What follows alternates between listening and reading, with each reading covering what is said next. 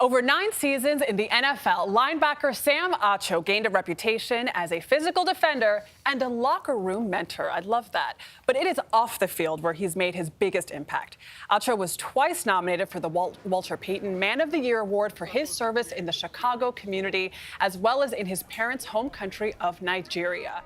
He has continued that work since retirement and now serves as an ambassador for the International Justice Mission. His new book is Change Starts With You, Following Your Fire to Heal a Broken World. It aims to help readers achieve their dreams and make the world a better place. Sam Acho, welcome. It's so good to see you. It's good to see you as well. So excited about your book. Now, you call this not a how-to book, but a let's do book. What does that mean? Well, so many people write books and it's like, hey, this is how you do this or how you do that. But my book is really an idea of like, how do we do this together? The change we want to make in the world, whether it's in our families, in our communities, in our cities, or even in ourselves, how do we do that together? And so this book really helps guide me and others of how to make a change in the world. Because it's so often like we all want to do more, but you don't really know where to start. Yeah. And obviously the title is Change Starts With You, but you really give tangible guidelines for how people can just take small steps to find that mission and kind of not make it so overwhelming to give back. Yeah, I played 9 years in the NFL, and I had a football coach who said once that little things done well make big things happen. Talked about little things done well make big things happen. And so often we think that we want to make these huge strides and make these major changes, but we don't know where to start. And sometimes all you have to do is start with the little things, the people in front of you, to your left or to your right. Maybe those issues that are on your heart, the things that are really like making you angry or sad or bringing you a little bit of pain. What if you address those things and then address those issues in your own heart and then watch the healing begin? And so those little things that you can focus on, I think they can make a huge, huge change. Speaking of other football references, points of advice that you say help off the field. One of your other quotes is, eyes take your hands, hands take your feet.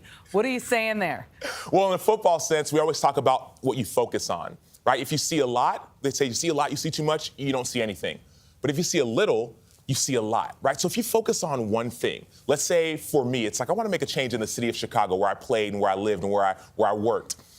It's not about this huge world change. No, like there's one person in one city. There's a young girl named Nazaria who I became a really great friend with, 15-year-old girl who we worked together. We actually made a huge change in our community because of that one conversation. I showed up week after week after week. She showed up week after week after week. And so all of a sudden, this one little thing, my eyes focusing on this one person, this one issue, it took my hands. Now let's have a conversation. Then my feet followed. And so in football, we say eyes take your hands, hands take your feet. But it also applies in life. Well, I mean, this is going to be an all quote-based interview, I think. I also have one.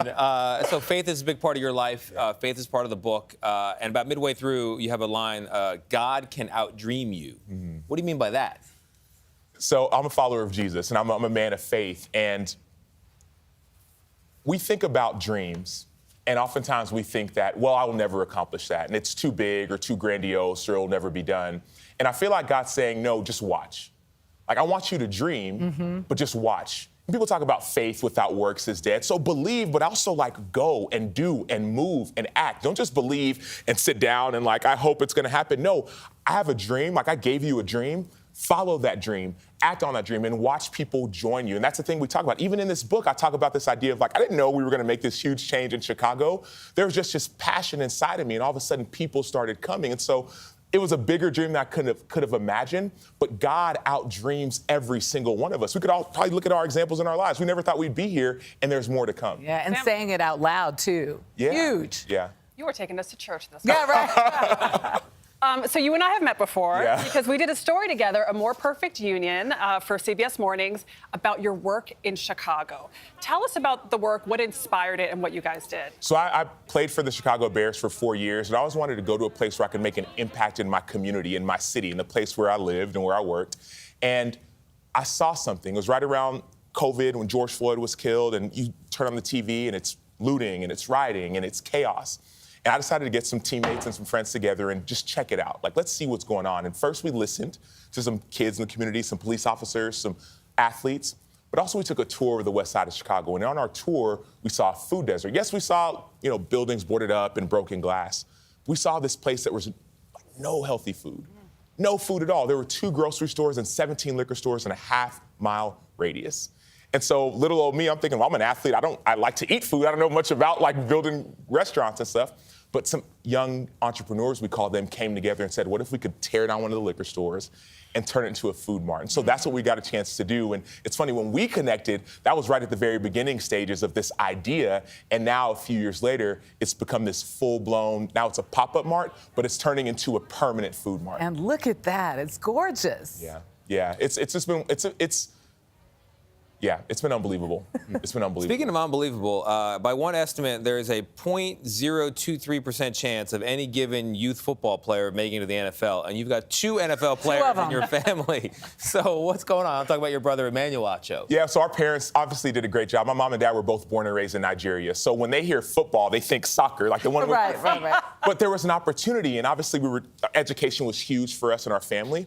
But all of a sudden, my brother and I went to this football camp at USC back in 05 and 06, and they were this national powerhouse, and got discovered. And all of a sudden, I got scholarships from all these different schools, right? God can outdream you. I did not plan on going to play football in college, let alone professionally. Well, fast forward 9 years later, I played 4 years in college, went to a national championship, played a 9-year NFL career. But one thing I realized is that was just the beginning. My real passion and real purpose is starting now. It's in changing the world, changing people's eyes, their minds, their hearts, and also changing mine as well. I love that, because making it to the NFL is the end goal for so many people. And you're saying that was just the beginning. That was the preamble. Yeah. Sam Acho, thank you so much for joining us. The book is Change Starts With You, and it is on sale now.